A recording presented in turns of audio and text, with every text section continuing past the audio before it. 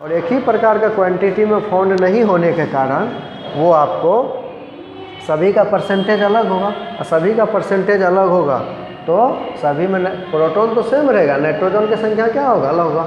और हमें मालूम है कि जो प्रोटॉन का भी क्या होता है, मास होता है, न्यूट्रॉन का भी मास होता है। इलेक्ट्रॉन का काउंट नहीं करते हैं क्योंकि इलेक्ट्रॉन का क्या होता है, नेग्लिजिबल कर देते हैं, 0 के बराबर होता है, क्योंकि वो प्रोटॉन के मास से भी 1837वां भाग कम होता है। 1837 पार्ट्स क्या होता है, कम होता, इसीलिए उसको काउंट नहीं करते हैं। तो जो समस्थानिक होता है, प्रोटॉन की संख्या तो सेम रहेगा, न्यूट्रॉन की संख्या डिफरेंट रहेगा, और डिफरेंट रहेगा और सभी का जो हमारे प्रकृति में अलग अलग रूप से पाया जाता है। तो जब हम सबका कैलकुलेशन करते हैं तो वो इस प्रकार से आता है। इसी प्रकार बोरोन का जो एवरेज एटॉमिक मास होगा वो होगा, इसीलिए मॉडर्न पीरियड टेबल में जो ऊपर में लिखा रहता है वो मास नंबर में ही वो एवरेज एटॉमिक मास लिखा रहता है। और अब रिलेटिव एटॉमिक मास के बारे में बात है। रिलेटिव एटॉमिक मास सबसे पहले ये बोलेंगे ये यूनिटलेस होगा, मतलब इसमें यूनिट नहीं होगा, वो क्या होगा, यूनिटलेस होगा। जैसे हम लोग कार्बन एटम की बात करेंगे, क्या किसकी बात करेंगे, कार्बन एलिमेंट, किसकी बात करेंगे, तो कार्बन एलिमेंट की ही बात करेंगे। तो इसका जो रिलेटिव एटॉमिक मास होगा, रिलेटिव एटॉमिक मास, वो आपको होगा मास ऑफ एन एटम, है ना, mass of an atom of carbon, mass of an atom of carbon, भागा दे देंगे, है ना, भागा दे देंगे, किसी से भी दे सकते हैं। जैसे ऑक्सीजन लेंगे तो 1/16 पार्ट से देंगे, 1/16 part of an atom of carbon, मतलब 1/16 पार्ट। तो हम तो जानते हैं कि यदि ऑक्सीजन 1/16 लेंगे, यदि हम लोग कार्बन लेंगे तो 1/12 लेंगे, 1/12 लेंगे कार्बन में। क्यों, क्योंकि कार्बन का क्या होता है 6 और 12, इसका मास नोट, ऑक्सीजन का 8 और 16 होता है, नाइट्रोजन का लेंगे तो क्या लेंगे 7 और 14, मतलब तीनों का क्या अलग अलग है, जो मास नंबर 14 है या 16। नाइट्रोजन यदि लेंगे तो 1/14 कर देंगे, 1/14, तो यहाँ नाइट्रोजन लेंगे। तो mass of an atom of carbon जो होगा वो क्या हो जाएगा, क्या होगा 12 AMU, क्या होगा 12 AMU। और ये जो हम लोग लिखे हैं 1/14 वाला, ये होगा AMU, AMU क्या हो जाएगा, कट जाएगा। ये जो 12 है इसी को हम लोग बोलते हैं रिलेटिव एटॉमिक मास। हम लोग क्या बोलेंगे इसको, रिलेटिव एटॉमिक मास बोलेंगे। क्या बोलेंगे, रिलेटिव एटॉमिक मास।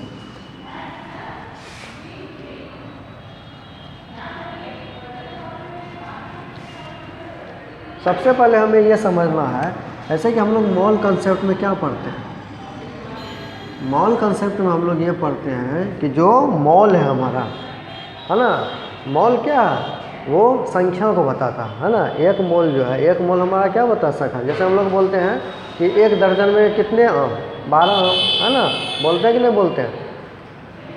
तो वो क्या है, यूनिट नहीं, वो सिर्फ संख्या बता रहा है, क्या बता रहा है, हमारा संख्या बता रहा है। इसी प्रकार से जो हमारा एक मोल है, एक मोल जो होता है वो होता है 6.022 × 10⁻23 के बराबर, है ना। एक मोल जो होता है वो होता है 6.022 × 23 के बराबर होता है, इक्वल होता है। अब हम लोग इसमें यदि बात करेंगे कि जो हम लोग जैसे कि बोलते हैं मोलर मास, क्या बोलते हैं, मोलर मास। मोलर मास मतलब एक मोल का मास, है ना, एक मोल का मास। और एक हमारा होता है ग्राम एटॉमिक मास। वेट भी लिखा रहता है लेकिन हम लोग मास ही बोलेंगे, वेट बोलना सही नहीं होगा। और एक हमारा होता है ग्राम मोलिकुलर वेट। क्या होता है, ग्राम मोलिकुलर वेट या मास, ग्राम मोलिकुलर मास। तो यदि हम लोग बोलेंगे मोलर मास या ग्राम एटॉमिक मास, ये क्या है, दोनों एक ही है, दोनों क्या है, एक ही है। और फिर हम लोग लिखेंगे यहाँ पे मोलर मास या ग्राम मोलिकुलर मास, ये क्या है, दोनों एक ही है, दोनों अलग नहीं है। इसका मतलब होता है एक मोल का मास, एक मोल का मास, एक मोल का मास या द्रव्यमान, है ना। इसमें भी बोलेंगे एक मोल का द्रव्यमान, एक मोल का द्रव्यमान या मास, द्रव्यमान या मास। अंतर यही है कि ग्राम एटॉमिक में एटम होगा, एक मोल एटम का मास होगा, इसमें एक मोल अणु, जिसको हम लोग मॉलिक्यूल बोलते हैं, उसका मास होगा, यही है ना। तो हम लोग बोलेंगे, यहाँ तक समझने में कोई दिक्कत नहीं। अब हम लोग इसमें यदि बोलेंगे कि हमारे पास एक मोल कार्बन का एटम्स है। कितना मोल है? 1 मोल कार्बन है। इसका मतलब ये समझना है कि हमारे पास 6.022 × 10⁻23 कार्बन के परमाणु या एटम है। कार्बन के परमाणु या क्या है? एटम है। और यदि 6.023 × 10⁻23 कार्बन के जो एटम है, परमाणु है, इसका जो वजन करेंगे तो यही आएगा 12 gram of carbon. 12 gram of carbon भला 12 ग्राम ऑफ कार्बन बोले या कार्बन के तत्व का वजन बोले, क्योंकि बहुत सारा एटम मिल गया, इतना एटम मिल गया तो अब तत्व बना दिया। इसको हम लोग बोल सकते हैं कि 12 ग्राम कार्बन तत्व भी बोल सकते हैं, है ना, या 12 ग्राम कार्बन बोल सकते हैं।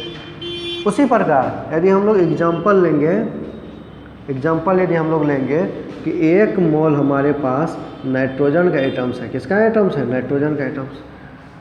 तो हम लोग बोलेंगे कि मेरे पास 6.022 × 10⁻23 क्या है? नाइट्रोजन के परमाणु है, नाइट्रोजन के परमाणु। और इसका जो वजन होगा वो हो जाएगा आपको कितना? 14 ग्राम। 14 ग्राम नाइट्रोजन तत्व, 14 ग्राम नाइट्रोजन तत्व ये हो जाएगा, या 14 ग्राम नाइट्रोजन बोलेंगे। क्यों? क्योंकि नाइट्रोजन का क्या होता है? परमाणु संख्या, मास नंबर कितना क्या होता है? 14 होता है। इसमें कार्बन का क्या होता है? 6 और 12 ये होता है। अब इसमें हम लोग एटम के जगह हम लोग क्या कर सकते हैं? 1 मोल आयंस ले सकते हैं, 1 मोल मॉलिक्यूल्स ले सकते हैं, कुछ भी ले सकते हैं। एग्जाम्पल के लिए हम लोग यदि बोलेंगे कि हमारे पास 1 मोल क्लोरीन एटम है, 1 मोल क्लोरीन आयन है ना, या बोलेंगे 1 मोल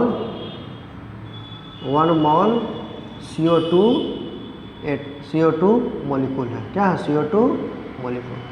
तो 1 मोल क्लोरीन एटम, इसका मतलब 6.022 × 10⁻23 क्या है? क्लोरीन का एटम्स, क्लोरीन का एटम्स। क्लोरीन आयन मतलब 6.023 × 10⁻23 क्लोरीन के आयन्स हैं। और 1 मोल CO2 मॉलिक्यूल बोलेंगे तो बोलेंगे 1 हमारे पास 6.023 × 10⁻23 CO2 के क्या है? मॉलिक्यूल है, CO2 के मॉलिक्यूल है। अब यही जो 6.023 मतलब एवोगाड्रो नंबर 6.023 × 10⁻23 को क्या बोलेंगे? इसको एवोगाड्रो नंबर बोलते हैं। एवोगाड्रो नाम के वैज्ञानिक ने क्या दिया था? ये नंबर दिया था। इसको हम लोग Na बोलते हैं। क्या बोलते हैं? Na। अब यही जो 6.023 × 10⁻23 कार्बन डाइऑक्साइड के मॉलिक्यूल ले लेंगे, यही बनाएगा CO2 का कंपाउंड। क्या बनाएगा? CO2 का कंपाउंड। और कितने ग्राम CO2 का कंपाउंड? तो कार्बन का हम जानते हैं 14 होता है मास, और ऑक्सीजन का कितना होता है? 16। और ऑक्सीजन कितने हैं? 2। तो ऑक्सीजन 2 है तो O2 बराबर क्या होगा? 16 × 2 32। तो 32 और 14 कितना होगा? 32 10 42 4 46। तो हम लोग बोल सकते हैं कि 46 ग्राम कार्बन डाइऑक्साइड का कंपाउंड बनाएगा, है ना। ये जो कार्बन मॉलिक्यूल है, इसमें 3 एटम है, एक कार्बन का, 2 ऑक्सीजन का है। यही जब 6.023 × 10⁻, कार्बन सॉरी कार्बन का 12 हो जाएगा। सॉरी, कार्बन क्या होगा? 12 हो जाएगा। सॉरी, मिस्टेक हो गया, कोई बात नहीं। तो यदि हम लोग यहाँ करेंगे, ऑक्सीजन कितना होगा? 32। क्या हो जाएगा? 32। क्या हो जाएगा? 32। तो 32 और 32 10 42 तो 44। तो हम लोग बोलेंगे 44 ग्राम। क्या बोलेंगे? 44 ग्राम। तो यदि यही कार्बन डाइऑक्साइड के मॉलिक्यूल को कितना ले लेंगे? एवोगाड्रो नंबर के बराबर, Na के बराबर, जिसको हम लोग बोलते हैं 6.023 या 22 भी बोल सकते हैं × 10⁻23। इतना जब ले लेंगे ये CO2 तो वही बना देगा CO2 कंपाउंड। और उसका वजन क्या होगा? डैट मीन्स वजन नहीं बोलेंगे, द्रव्यमान क्या होगा? 44 gram carbon dioxide, 44 gram carbon dioxide.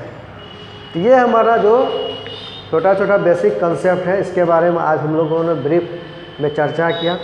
और आगे भी हम जो डिफरेंट टॉपिक है, जैसे कि मास कंसेप्ट है उसका एक अलग टॉपिक।